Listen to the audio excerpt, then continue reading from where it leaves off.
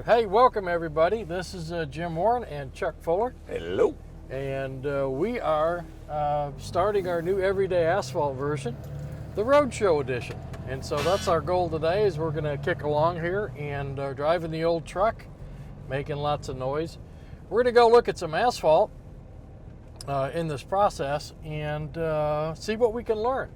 Trying to learn about materials, design, construction, and maintenance. And we're fixing to pull out here on the feeder road, and this was done not terribly long ago, but this is one of Chuck's deals. I'm going to come over here and get along the side here. You can see along, we've got a pretty good drop off, and you can see some structural problems.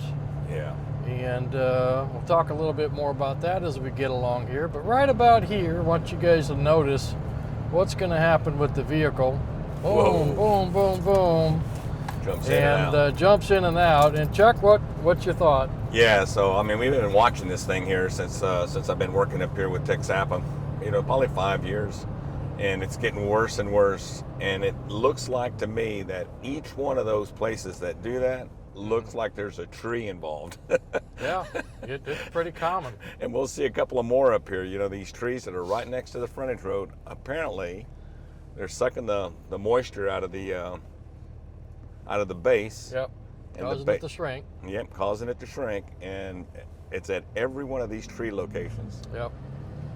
And there's other issues along the road here, yeah, but yeah. that one is just consistent. It's at every tree. So from a design perspective, okay, when you got trees near a road, we got to understand what's happening there. We could have moisture problems in the base. We had record drought this year, and we're still in a drought in this area.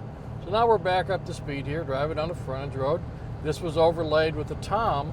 Ride's okay, but again, it was just overlaid, right? And they didn't really do a lot of prep work. They did a little bit of level up. But when you, again, from a design perspective and even from a construction perspective, you can only do so much with that material, right? I mean, that's just kind of the idea. And I know you and Glenn have been doing these programs. You want to talk just briefly about that? Here we go again at this one. There's Boom. another tree There's right another there. tree. There's another one. Yeah. Yeah. Right So Glenn Dvorak and I have been going out to the districts talking about what the district International Roughness Index, or IRI, score is. Yeah. And what Glenn's promoting is that the district should have a known value that they're trying to achieve. It could be 30, it could be 40, it could be 50, whatever it is. It needs to be established, and all area offices need to know that, and all designers need to know that. Okay. So what we're finding out is that we're not designing for a specific ride value. We don't really have a target. We don't have a target value. Okay. And the designers are just they don't know this, and so you only know what you know, right? Exactly. And so exactly. these designers, you gotta learn from somewhere, right? they're learning from Glenn that the value that you have to put the tools in there to get that value, to get that ride score. If you're targeting a 30 or a 40, you're gonna have to put tools in those plans to be able to get that. First of all, you got to know what that road rides like. You cannot design from Google Earth. Yeah. You have to drive this roadway, and we're talking mainly overlays, okay? Yep. We're talking mainly overlays. Yep. New construction is going to take care of itself, but mainly overlays. And you can't use Google Maps. I mean, there's so many times we've got to get out of the field, drive the project, know what the IRI, the existing IRI is, and know what you can do to make it to get it to the value that you're looking for. Gotcha. So again, the thing about it is that these values that you're trying to shoot for, you got to know what the existing is. Right. And sometimes you're not going to be able to get it just because of constructability. Yeah. So you can design for it, but we ought every time we ought to at least have a target. Absolutely. And then you're counting back. So we can't get it because of this, or we can get it because of that, or let's get it the best we can. Yep. With the tools that we've got. But again, understanding that there's a box of tools out there. That's right. And we want to try to use all the tools we can in order to do the best job that we can for the situation that we've got to deal with. So I think that's just kind of a thought here. Now we're fixing to jump up here on a project, hopefully, and again we're trying to relate back, what we see to, can we back it up to see where the issue resulted from. Now, we're showing, good pavements. We're showing some pavements that maybe need a little bit of love or had a little bit of an issue, but, that's the nature. I mean, I was thinking about this the other day, Chuck, is we put asphalt in places where nothing else would work. Yep. And expect it to work. Okay. So we're jumping in here on a project. This is a short little project, and I want you to listen or feel. And you can, I don't know if you can see it on the screen, but we sure can feel it. And these are very closely spaced bumps or dips in the mat. Yep. And you're going to feel a little bit more here as we go through the intersection. Oops, slow down. And by the way, this project is new. Yeah. It was paved this season. There's 1, 2, 3, 4, 5, 6. This is very, very rhythmic. 7, 8, 9, 10. Power to add a patch. Yeah, try to fix some they stuff. try to patch the. This is a job, and actually we saw it being built, and unfortunately it wasn't constructed properly. There was a lot of lag in construction and a lot of sitting around, and this is not part of this. Is an excerpt from the project, but what we saw on that project was basically probably not the best construction we should be seeing. Right. And so these are things from a construction standpoint that can impact performance out on the roadway long term, because this road is rougher and it's going to take more damage. Now we're coming across a track here. Can't do a lot with railroad tracks in a lot of cases. Can't do a lot with that, but So- still, the section that we drove through, there's no doubt that it, for sure, they didn't have continuous pave. Correct. And for whatever reason, I understand trucking, and I understand, distance for the plan, or I even understand, having an accident to where it prevents you from having continuous pave. Right.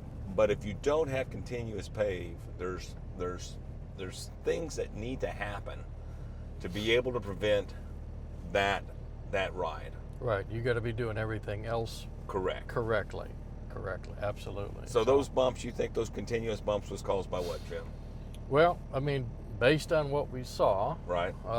they had run out of material, and they had brought the roller up behind the paver and stopped the paver. Now we talk about that in the classes that we teach, about that's the worst place to ever stop a roller, because the roller's going to sit in the mat and just kind of sink in there, and those don't roll out. And my guess is, and given the nature of it, they were probably very under-trucked for some reason. Right.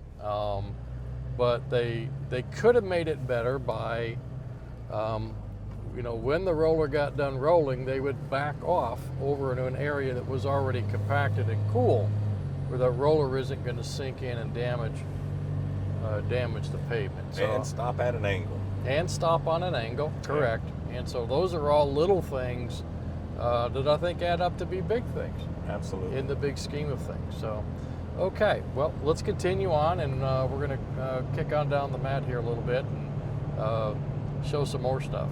I just wanted to make a note that in 24, we plan on taking these recordings, not only put them on YouTube, but we're also going to put them on Spotify. So if you listen to podcasts or stuff on the road, which I do, and I know you do every Absolutely. day, Yep. this will be another way that you can kind of pick up this information. We've got a lot of stuff we're going to do in 24. We plan on trying to get around the state. And it won't be always Chuck. My plan is to go get people, local people from different parts of the state, and put them in the seat. And we're going to go out and hopefully maybe look at some roads, and maybe look at some construction.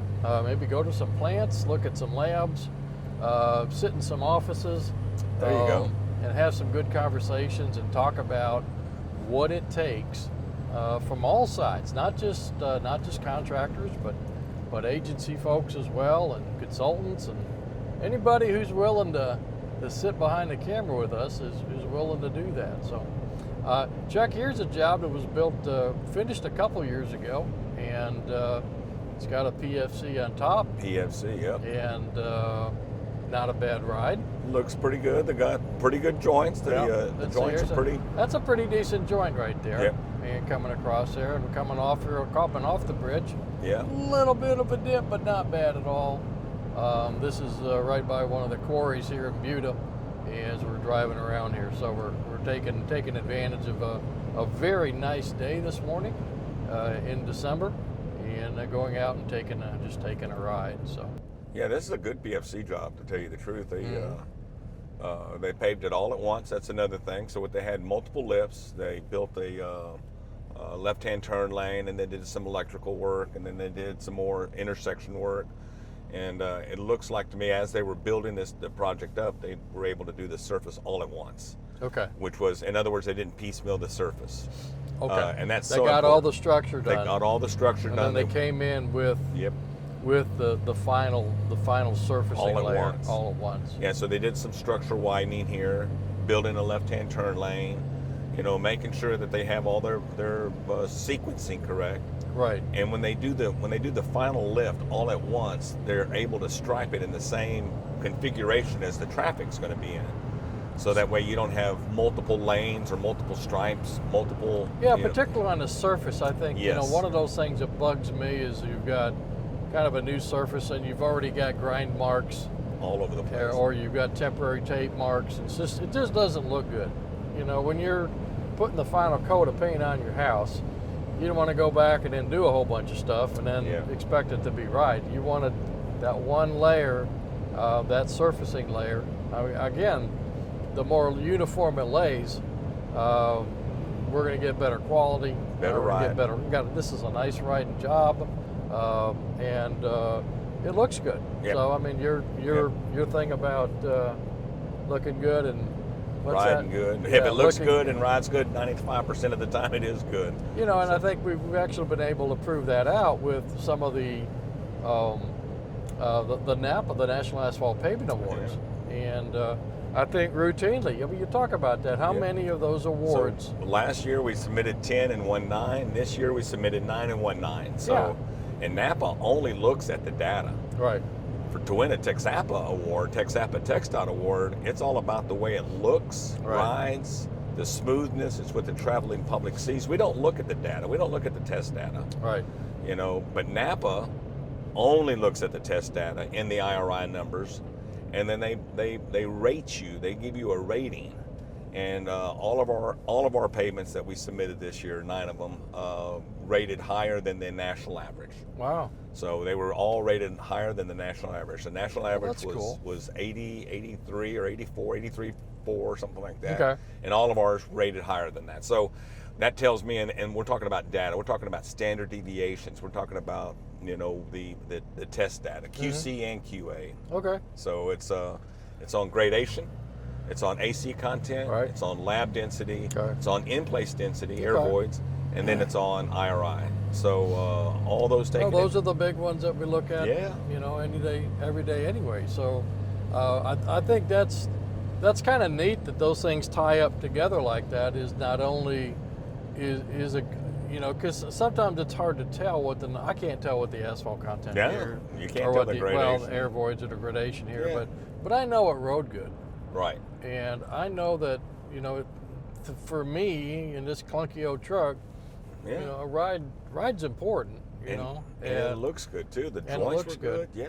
But if that then is further magnified or compiled together with the actual data that, again, like you said, you're looking at that independently. I think that's a pretty cool deal. Is that we're getting a twofer, And the data is supporting what we're seeing and what we're feeling. And so I think there's real good to that. So congratulations, everybody in Texas who's won not only TXAPA awards, but National Asphalt Pavement Awards. And we're real pleased about that. And so we'll keep doing the right thing and keep laying a lot of really good asphalt. So we're excited about that moving forward. And one of the things we talk about with paving is, you know, when we talk about materials, using the right material in the right place, spot. right? That's kind of an important thing. That's absolutely. You know, PFCs are really good products, but PFCs in curb and gutter sections don't really work very well because you gotta let it drain. Yep. But in an area like we're seeing out here on this particular project, water can drain all the way to the edges, and we don't have a problem with that. So that makes it a perfect example for PFC. And also, the PFC is designed for higher speed roadways. So we're fixing to jump on this job here right as we come across. Well, I think actually we were on it. Yeah. And it's a nice joint back there. But this is out here in Central Texas here, and we're going to jump on this job here. And you can see here now we've gone from 2 lanes to 4 lane to 8 lanes on either side, or 8 lanes total. We're coming into an intersection, and we're going to hit the light here. And you can see right up in here, we've got a lot of slowing, turning movements, and we had an issue.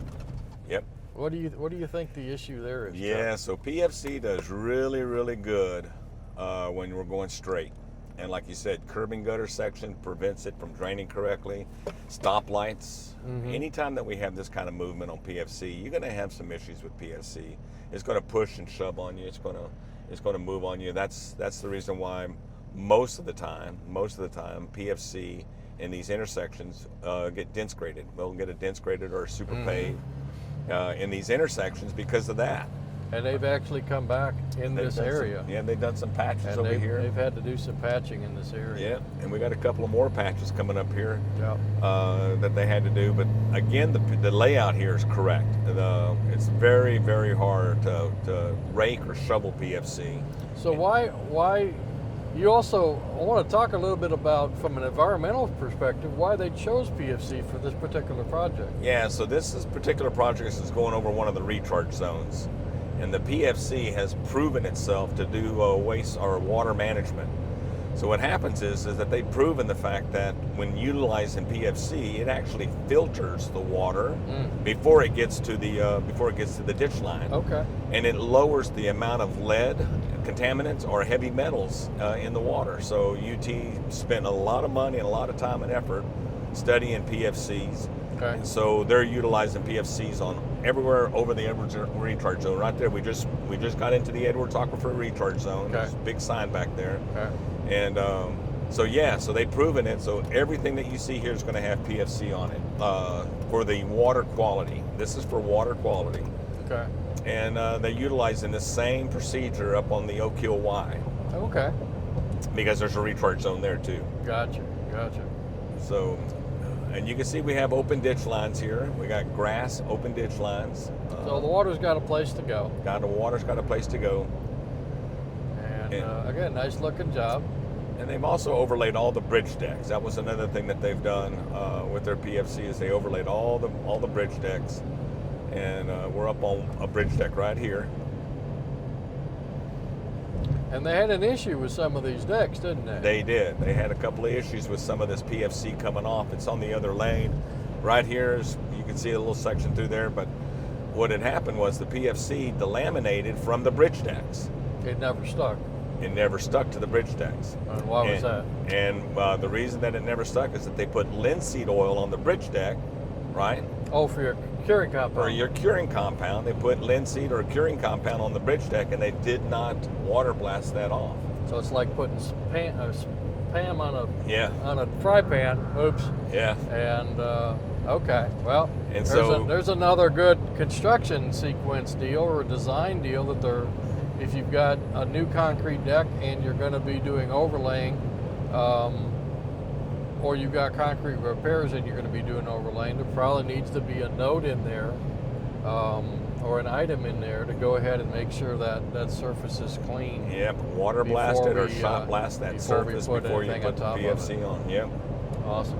Yeah, that was unfortunate that had happened, because this is a great project. I mean, you think about the amount of energy and effort that it took, and the IRI on this thing is really smooth. Nice. Yeah. It's really nice. It's a nice road. And they spent some money and some energy to get this thing to where they have an IRI of they wanted it below 30 or below 40, and they got that. So Good deal. nicely Good deal. nicely done. And again, the layouts. It's tough to lay PFC with shovels and rakes, because you can't shovel or rake it. Yeah, So not easily. Yeah, so Not all those easily. intersections that we just went through, they're tough. It's a tough lay. So this is a job that was completed a year or two ago. Yeah, a couple of years ago. And opened up this extension down here to 45. And so we're kicking along here. That's one thing I really want to try to touch on this year, is the whole idea of, can we build it? Yes. Are we making designs that are buildable? Yes. And I mean, Constructability. you're a retired contractor now. I mean, give me some ideas of things that make life easier to build them. I think you mentioned one earlier, is getting the job ready Yep. for The long surface. long pulls, long Yep. surfacings. So I'm not doing all these short little pieces in the process. What are some Yep. other ideas that you've run into that might be helpful for designers? Yeah. So for And even material contractors. selections and Yeah. contractors. So when I'm looking at this section through here, and I want to know exactly where my lane lines are at. So you got a 4-foot shoulder, 12-foot lane, 12-foot lane, 10-foot shoulder. Okay. How do I lay it to where my joints are not in the wheel path? And by the way, the new specification says what?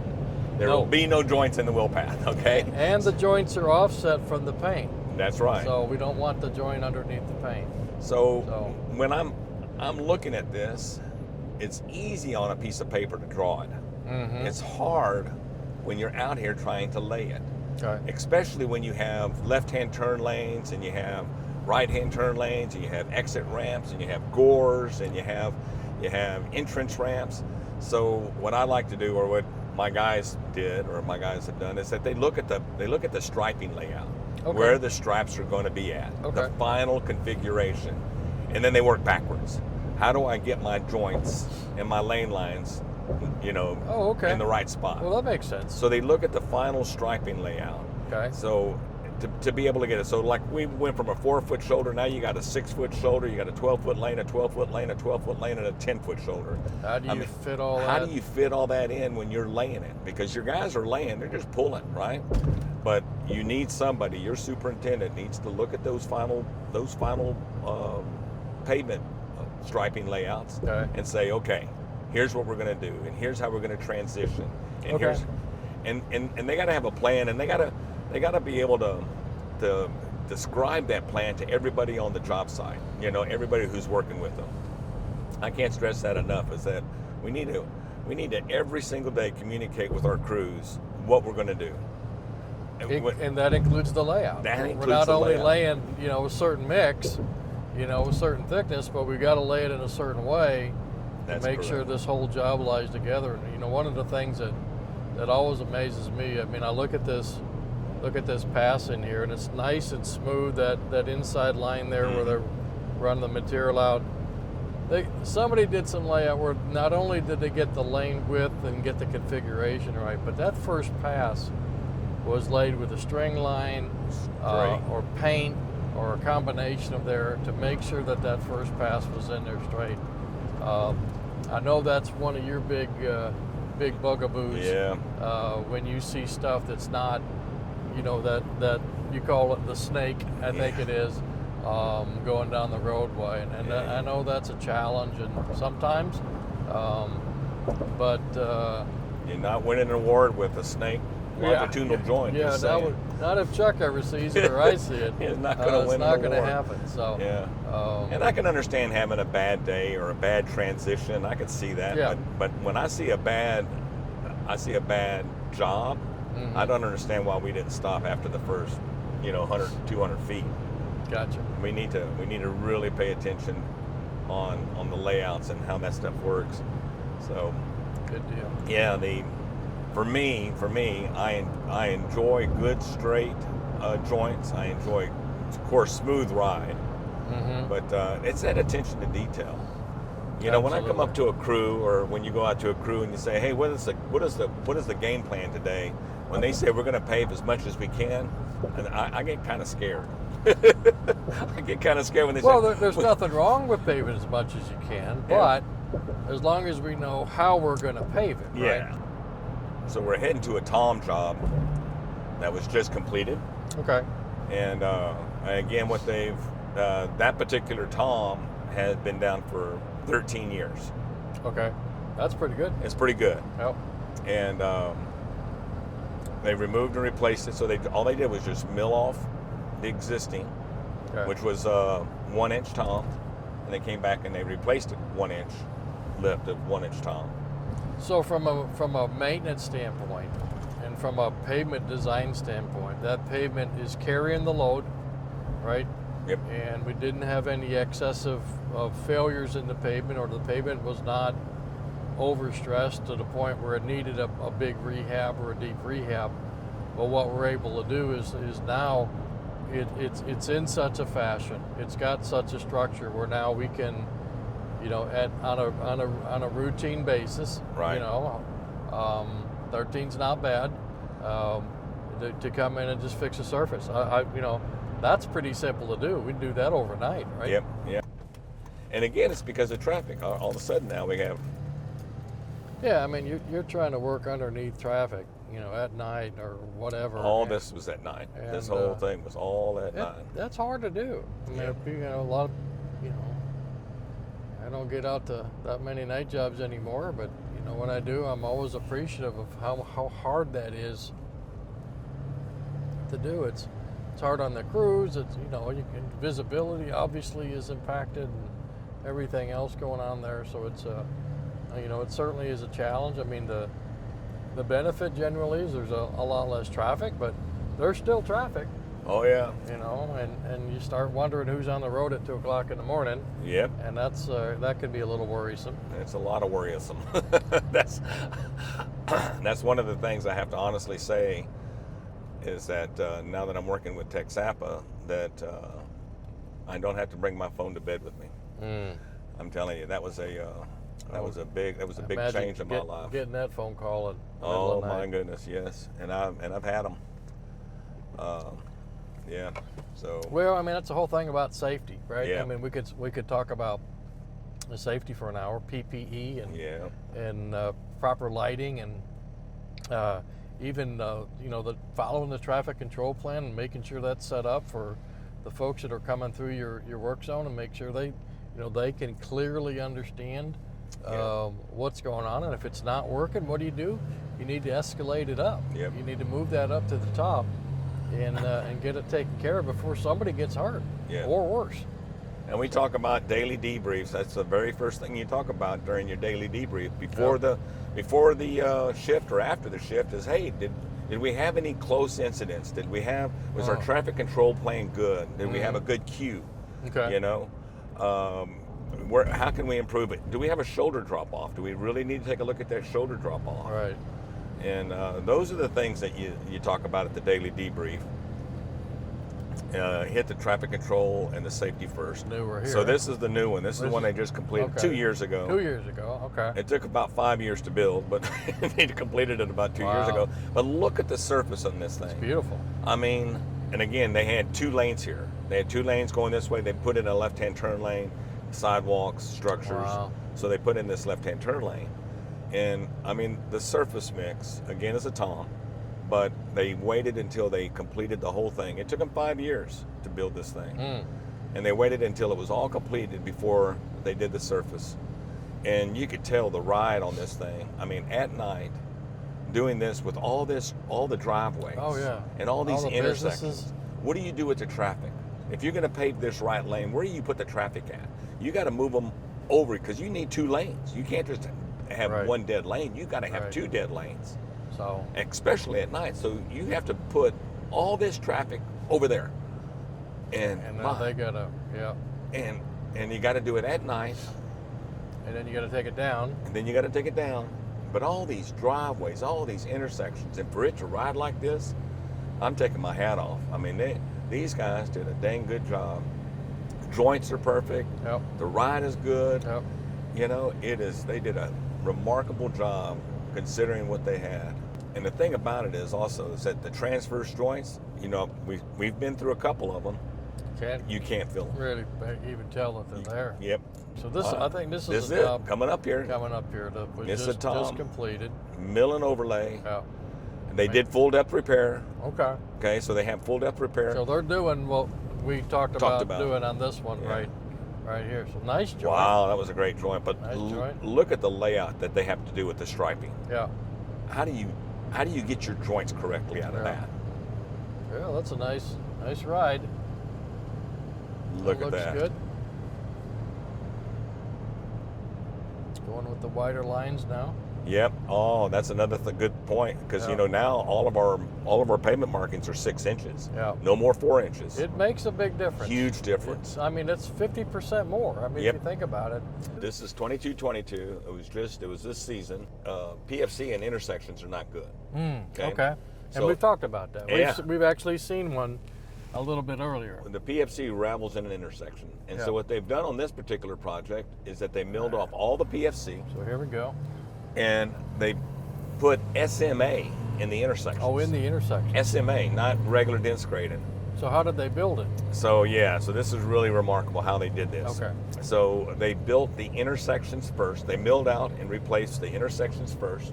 Okay. Because you couldn't do 1 inch. I was going to say, how do you match height? Yeah, so they had to mill out 2 inches out of the intersections to put a type D SMA in there. Okay. And then come back and mill off all of the PFC. And then tie it in. The other thing remarkable about this is that we're going to go we got a left-hand turn bay here coming up, and the project's going to start right up here at the top of the hill. Okay. And this is called we're not on it yet. Not yet. Okay. This is called Tumbleweed Hill. 2 lanes in each direction, no left-hand turn lane. Right? Okay. Gotcha. So we're going to start right up here. We're starting here.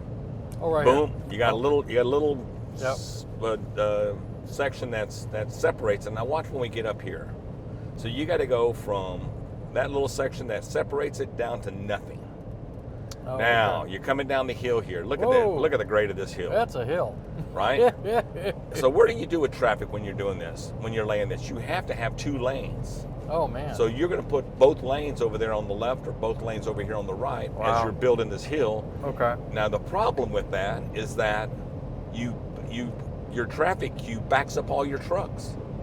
In other words, you can't get your trucks. Can't get to the job site. Trucks can't get to the job site. Now, when I was with Austin Road Company, we built this and then overlaid it once. Okay. And both times we lost every single penny that we've ever had in it because it's impossible. Wow, no kidding. But look at the did here. Look what they did. I mean, they got a left-hand turn lane. Okay. They got a 10-foot shoulder. Yep. Now the thing about this 10-foot shoulder, you're going to see it. It's going to move in at the guardrail to like 6 foot. Oh yeah. You see that? Yeah. And then when we get to the intersections, it's going to go back out, and it's going to be SMA. So I'm looking at this thing, and I'm going, holy smokes! How do you go from 10 to 6? Some areas it even goes to 4, where there's a bridge culvert. You'll see that up here. But as we're driving on this PFC, and again, the reason we have PFC here is because we're so close to the lake. Oh, okay. Yes. Okay. So this is water quality. Water again. quality. This is water quality issues again. Well, I mean, there's now, an build this opportunity, transition, right? So this is SMA. SMA. Do you feel that? Yeah. It's smooth as can be. Nice job. So now, can you rake SMA and shovel SMA? Not as good as a super paver or dense graded. So they built this intersection out of SMA. Wow. And then they flipped it. And then we flipped it back over here, and we go back to PFC. Do you feel that? But that's not a bad concept. No, it's great.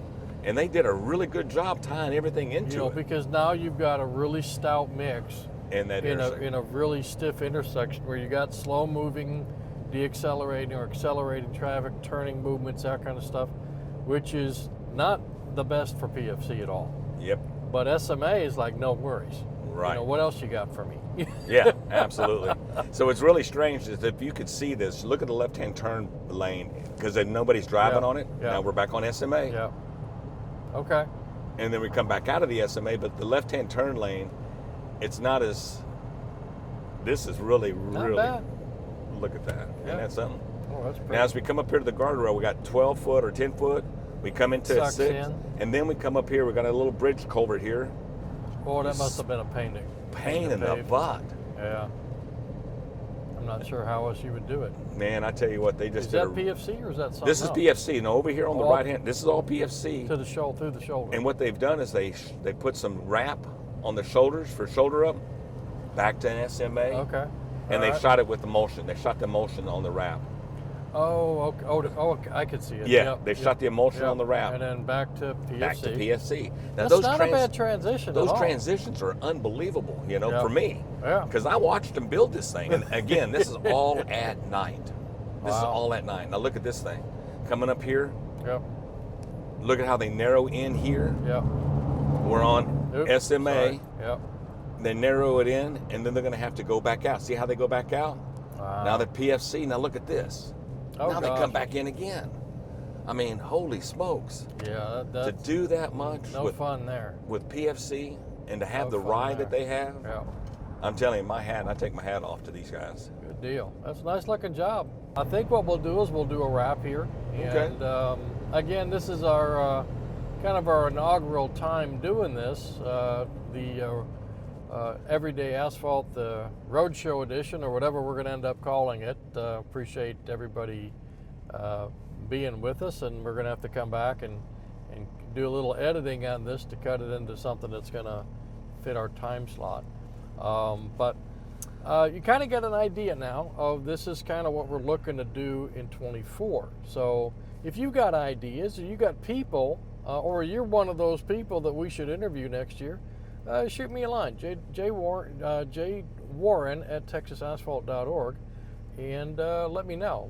Maybe you'll be sitting in the seat next to me some point next year. I know Chuck's getting tired of riding around with me. So I love evaluating asphalt. I really do. It's my favorite thing to do. I do it all the time. well, good deal. So in the meantime, I hope everybody has a Merry Christmas, a Happy New Year. We from Texapo to you, we wish season's greetings to one and all, and we wish you safety and health and prosperity for 2024. God bless y'all. Take care. We'll see you soon. Take care now. Bye-bye.